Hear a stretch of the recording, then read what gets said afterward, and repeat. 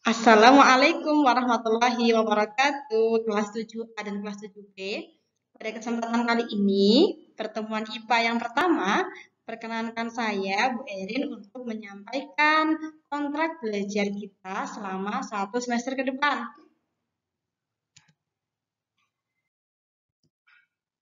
Nah, sekarang kita kenalan dulu yuk. Perkenalkan, nama saya Bu Erin Stiana. Alamat rumah saya di Desa Tertihlor, Jeruk Legi, Cilacap. Saat ini Bu Erin diberi amanah untuk menjadi wali kelas 7B, menjadi guru IPA kelas 7 dan 9, serta menjadi guru PPKN kelas 8 dan 9. Sehingga untuk kelas 7, kalian hanya bertemu dengan Bu Erin saat materi IPA saja. Dan bisa jadi saat agenda-agenda lainnya nanti. Baik, kita lanjutkan. Oh iya, Bu Erin saat ini memiliki satu anak perempuan, usianya 13 bulan. Semoga kalian senantiasa sehat anak-anak. Semoga kita bisa bertemu kembali secara luring atau secara tatap muka. Baik, kita lanjutkan, yaitu untuk tata tertib sebelum mengikuti pembelajaran IPA bersama Bu Erin. Yang pertama adalah kalian harus niat karena Allah. Niat dulu karena Allah supaya apa? Supaya saat kita belajar semuanya nanti kita bisa dihitung sebagai pahala. Nah, yang kedua, bersungguh-sungguh. Yang ketiga, jangan lupa menyiapkan materi. Materi itu bukan sekedar hanya bukunya, modulnya, atau kuota dan lain-lain. Yang jelas, materi itu semuanya. Mulai dari kalian menyiapkan makanan kalian menyiapkan minuman selama belajar, menyiapkan buku tulis, alat tulis, modul, kuota, HP atau laptop.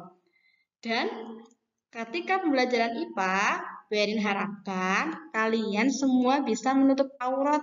Sudah mandi, sudah ganteng untuk yang ikhwan, sudah cantik untuk yang akhwat, sudah sholat duha, dan sudah sarapan. Atau bagi yang berpuasa, tidak masalah berarti tidak sarapan. Itu ya teman-teman. Ini untuk tata tertibnya.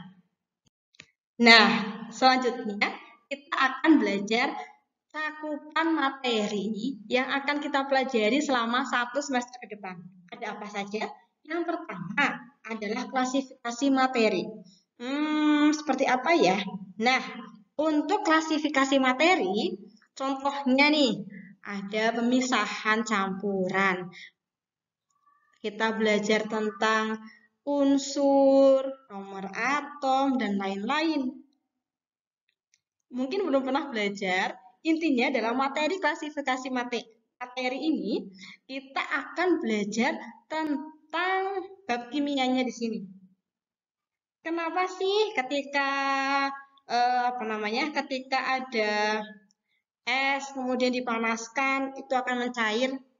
Mengapa di dalam kulkas yang zaman dulu di dalam freezernya kok ada bunga esnya, itu kenapa kira-kira? Nah, itu masuknya nanti kita belajar di klasifikasi materi.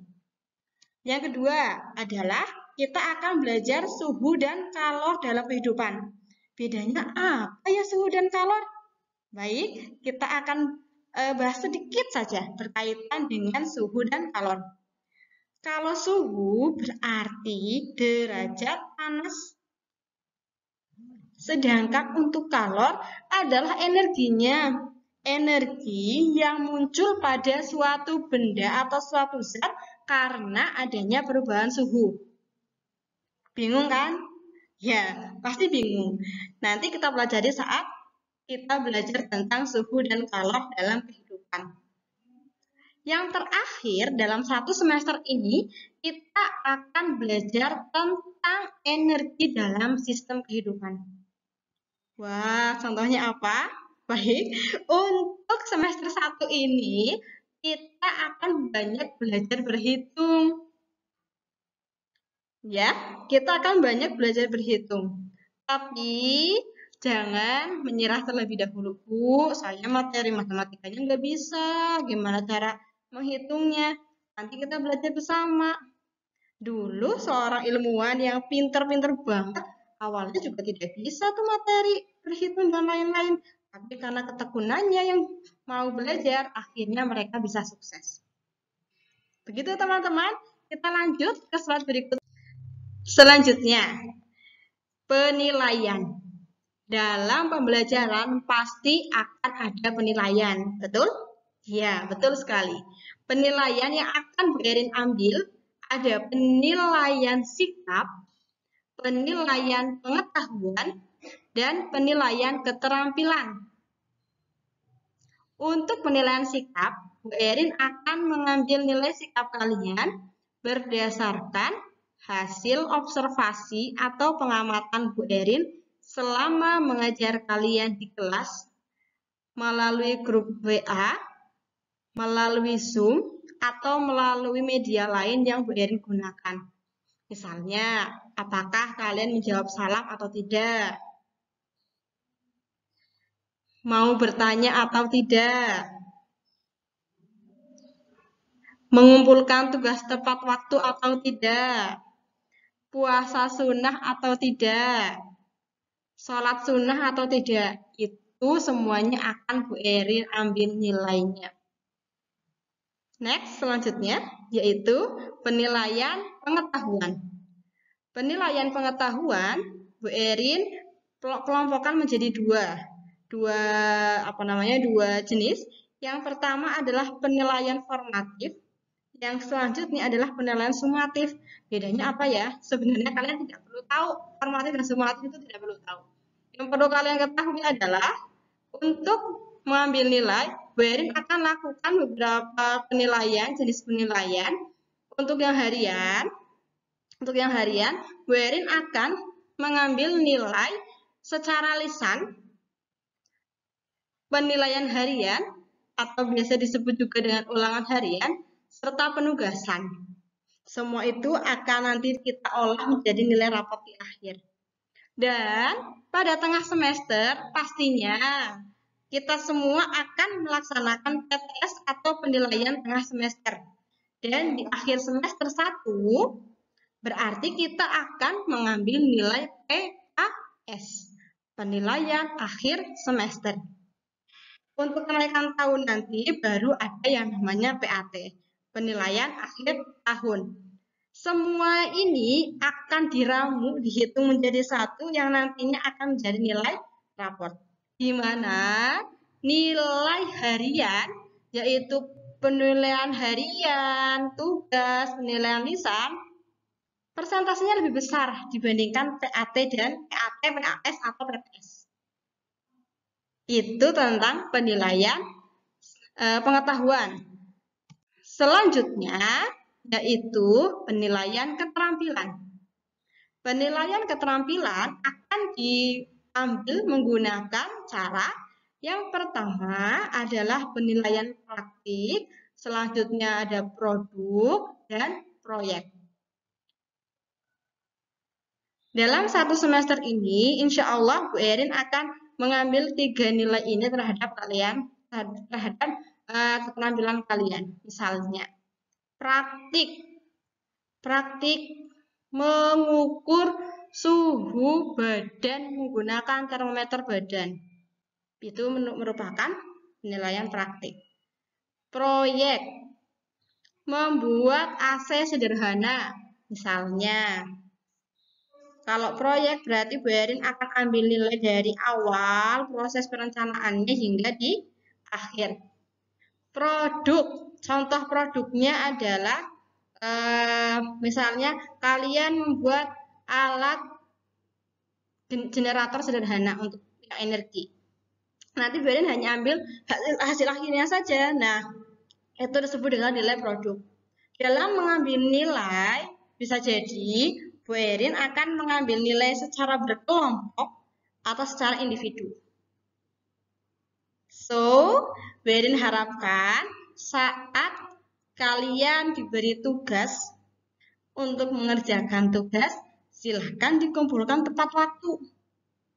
Karena ketepatan waktu akan menjadi salah satu poin dalam penilaian. Itu cukup signifikan. Pengumpulan tugas bagaimana? Pengumpulan tugas nantinya akan dilakukan melalui WA maupun melalui Google Classroom. Bagi teman-teman yang belum pernah atau belum terbiasa menggunakan Google Classroom, nanti kita belajar bersama-sama ya. Jadi jangan pantang menyerah terlebih dahulu. Lalu, media yang kita gunakan apa saja teman-teman? Selama pembelajaran IPA, media yang kita gunakan antara lain WA Group, itu sudah pasti. Di awal pembelajaran, Bu Erin pasti akan menyapa kalian pada WA Group kelas masing-masing. Kemudian, dari WA tersebut, bisa jadi ketika hari itu kita akan belajar menggunakan YouTube, maka Bu Erin akan share link YouTube-nya. Kalau kita menggunakan Zoom, maka saat itu di grup WA juga Bu Erin akan menyampaikan, membagikan link Zoom-nya. Google Classroom juga nanti akan dibagikan melalui WA Group. Kalau kita tidak bisa menggunakan Zoom, maka kita menggunakan Google Meet atau Pad. Nah, Pad itu apa sih? Pad adalah aplikasi yang digunakan untuk simulasi praktikum. Nanti kita bisa belajar bersama dari situ. Praktikum IPA. Kalian boleh cari tahu dulu sekarang. Searching nih misalnya di Chrome kalian ya. Di Chrome kalian nanti tuliskan Pad. Melalui Chrome kita tuliskan Pad. Sebentar ya, biarin sinyalnya tidak ada ini. Oke, nih sudah muncul. Nanti kita bisa cari beberapa simulasi di situ. Mulai dari untuk yang kelas 7, kelas 8, kelas 9 ada semua insya Allah. Untuk memahami materi IPA lebih dalam, maka kita akan belajar bersama menggunakan Pad. Kalau misalnya kalau kalian menggunakan HP, biasanya harus download dulu di Play Store. Tapi kalau menggunakan laptop, insya Allah tanpa download, insya Allah kita sudah bisa menggunakan Pad. Begitu teman-teman, terima kasih atas kesempatannya. Semoga Allah mudahkan kita semuanya dalam belajar. Semoga apa yang Bu Erin sampaikan hari ini bermanfaat untuk kalian semuanya. Semangat belajar, jangan pantang menyerah. Assalamualaikum warahmatullahi wabarakatuh.